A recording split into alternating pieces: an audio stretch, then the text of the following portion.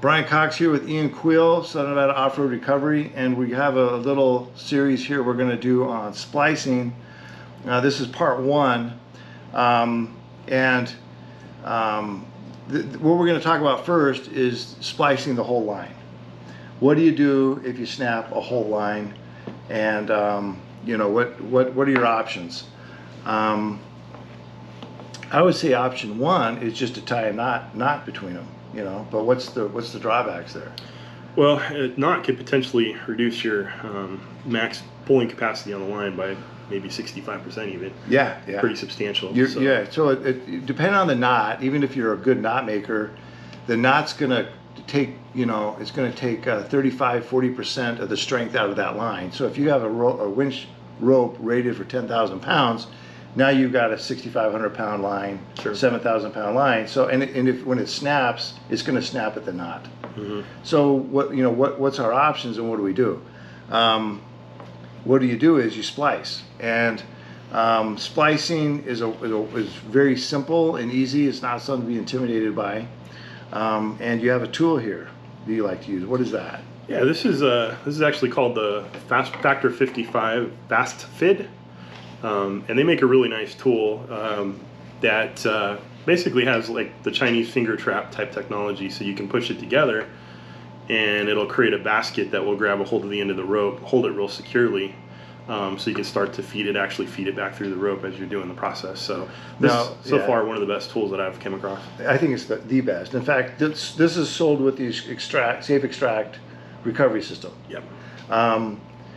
I don't think there's a comparable product out there. I think Factor 55 kind of nailed it, and there's not really a competitor. Now the other option is that people do a lot of splicing with sailboats and things, and they use FIDs, F-I-D. Mm-hmm. And if you get that kit, you're going to pay like $20 or $30, and what you're going to get is a series of cones with dowels. Right. And you're going to have to somehow secure the line to that cone, and then use these dowels to push through the line. The Factor 55 FID is more. It's $50 or so. I believe it is. Yeah. But you know, as far as recovery equipment goes, it's not that much, and it's so easy. It makes it so much easier that I think it's definitely worth the extra $20. I totally agree. Yeah. And the other problem too with the the regular plastic FIDs is that you have to use tape. So you got to be able to secure it with tape, and that can get a little messy. We are going to use tape anyway today to kind of show you where that comes in handy. But this one requires no tape, which makes things a lot cleaner and neater. Just wanted to look up the Fast Fid just to verify, and you're right, $51. Yeah, so, roughly right there. So not a bad investment for, you know. I keep mine in my glove box. And now the reality is that if I'm out with Southern Nevada Off-Road Recovery, we have some redundancy. We generally always run 2 rigs or even 3 rigs. If I snap my line, to be honest with you, we're probably just going to switch rigs. Mm-hmm. But it's nice to have the option of just repairing it. And when you repair it with a splice, the beauty is you retain 100% of the strength of that rope. Right. So, getting to it, we brought a rope here. Actually, we could use this because now this is actually a rope, a Smitty built, and I actually got this out for recovery at Logandale Trails. What happened is this guy attached the hook to the rope rather than having a tree saver, and it snapped it right there. The beauty of it is that it comes tapered. Yeah, it's tapered itself, huh? Yeah, tapered itself. Yeah, I guess that's one of the benefits of snapping your own line. You tapered it already. Yeah. Yeah. But we brought another line that we can use as an example. This is my second winch line, and I keep it secured with electrical tape. And let's see here, which end do you want to use? Does it matter? I guess we use both ends. Sure. We use both ends. Yeah. Yeah. Okay. Let's see here. There was a guys out of Australia that estimated the benefit of the taper, and I can't remember what it was. I'll put it in the description though. Robert Pepper describes it. Somebody actually did a study on having a taper or not having a taper. I can tell you, the sailboat rigging guys, this taper is an art form, and they'll tell you exactly based on the size of the rope exactly how deep it needs to be. I think as a rule of thumb, what are we looking at? Well, it's a 12-strand, 3/8 inch rope, generally a 12-strand rope. Yeah. So if you take it back about 12 centimeters, Yeah. and then just go 1 centimeter each, And take out one or two. you take out, yeah, you take each one and trim it back about a centimeter. So you'd want to kind of mark it. You'd want to mark it with tape first, where you want to stop. Yeah. So I would say we're probably right about here. Works for me. Pretty close anyway, I think. Yeah. So why don't I taper this side, you taper that side. Okay. I got some wood here so you don't damage your beautiful table.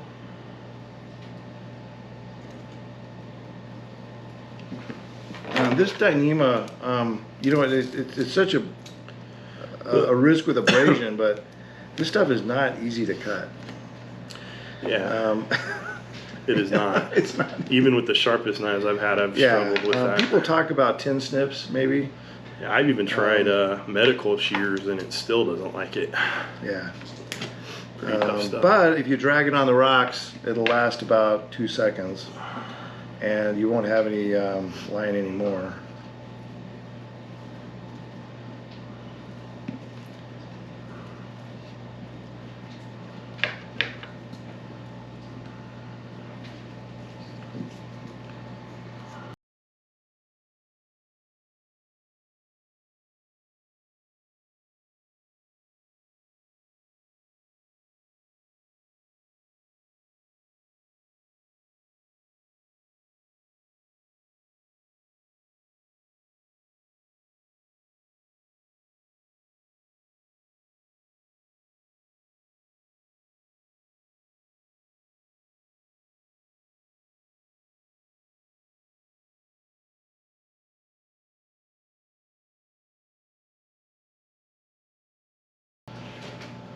I just got one more I gotta figure out how to get through here. And I think I probably just dulled my scissors. There you go.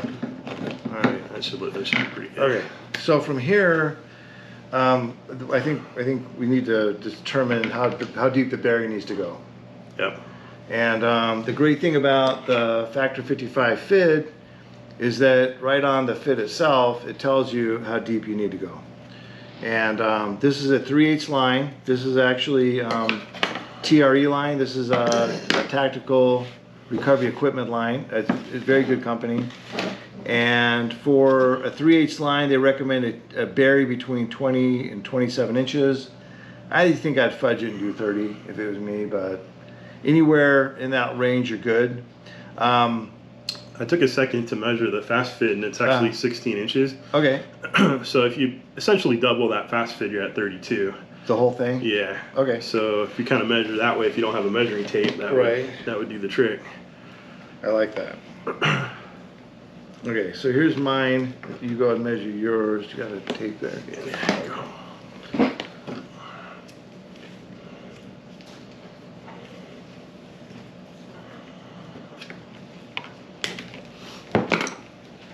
Borrow that tape there. Yeah.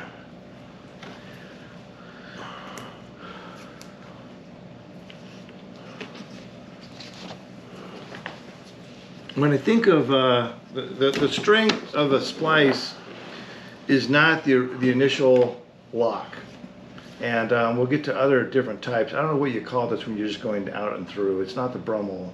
There's got to be a name for it, but I don't really know what it is. You think of the Dyneema like a tube. It's when you get this separated, it's hollow inside, and that's the strength of it, is that when you splice and do the deep bury, it's going to squeeze on itself. Right. Let's do it. So you've got the line, and you're essentially going to do is we're going to go through the line, the other side, and we're going to go back through, and then we're going to do a deep bury. But we need to determine how much overlap we need to make sure that we got enough room on each side. So we got 30 inches or 20 to 27 inches on each side. We guesstimated 16 twice, so I think we're about doing 32. Right. And so what we have is we're going to overlap these where we marked it, right in the middle. Right. Okay, so we got it measured out, we got it tapered, and what we're going to do is we're going to take our tapers and kind of go in opposite directions, and we're gonna tape it in the middle. Where's our electrical tape there? We'll tape it and hold it. What you saw us doing, what Ian was doing is, you want to work it a little bit to make sure it's loose and it's ready to go to feed the other line through. If you see the discoloration here, this end was on the spool and this end was at the end of the rope. So this had a lot more wear than this side. That's why these look so different, but it's the same rope. So we got our ropes going in both directions. And now what we're going to do is we're going to do this maneuver that I was just talking about. We're going to take it and we're going to go through the line, back through the line, and then the deep bury. On the business side of this thing, so I tend I want to try to keep it beveled so you can see there. Right. It catches the whole thing still, but Once that fid's on there, it's tough to get off unless you want it off, which is when you're feeding it up through the line. Okay, so you don't want to lose track of this fid. So now we're going to take, it's actually really good these ropes are such a different color. So he's taking this end, he's going to go through the line and close to the middle as you can. You may be off a strand. So we're going to go all the way through. You can see how there, if it's not beveled, it doesn't want to go through too well. There it goes. There we go.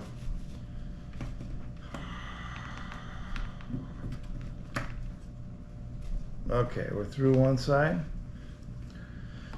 Okay, and then you're Back up through, same way you, maybe what, an inch or a half inch down from where you were. Yeah, they say Pretty close together. about 2 strands or so down, Okay. and then back through the middle. And all that's going to do is add even more security. Locking it. So this lock here this isn't where, like I said, where it gets strength. This is what holds the rope in place. So if you're under slack, it doesn't just separate, because what you're going to see at the end is this is reversible.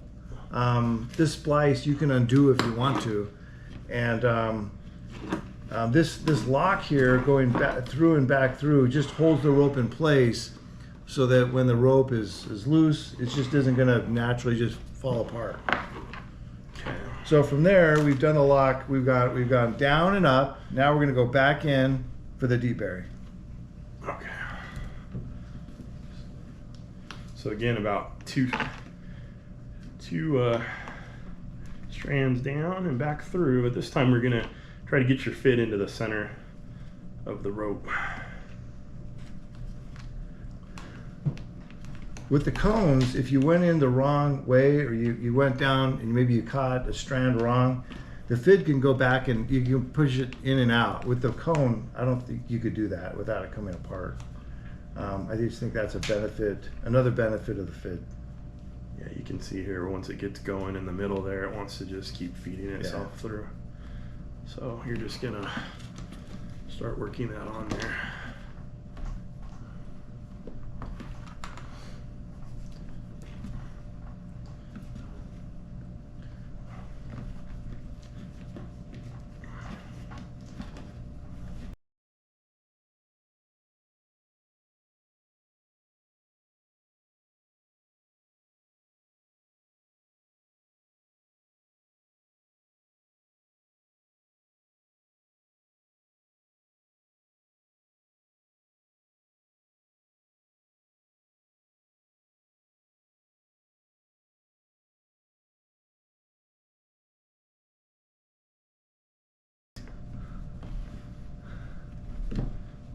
What do you think? I think we're pretty good. I think you're pretty good. Okay, so we'll, as long as we're sure we're going to bury that whole thing in there, we can then run the fast fit out. Yeah. Which is where we're at there.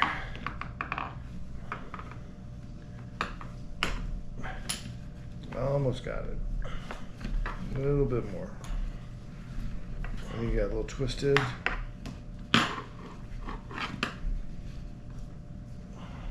Maybe a little bit harder. There it goes. You got it. Okay.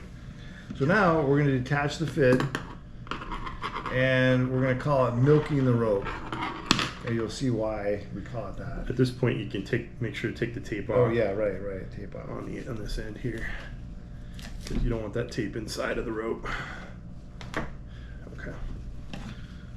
We're going to milk it, and what it's going to do is it's going to set that line in there. And yep, you got it the right length, and that line buried right in.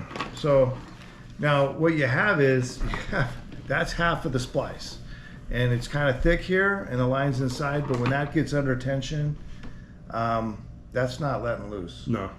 And for the complete splice, we're going to take this end here, and we're going to repeat the same process down the other side.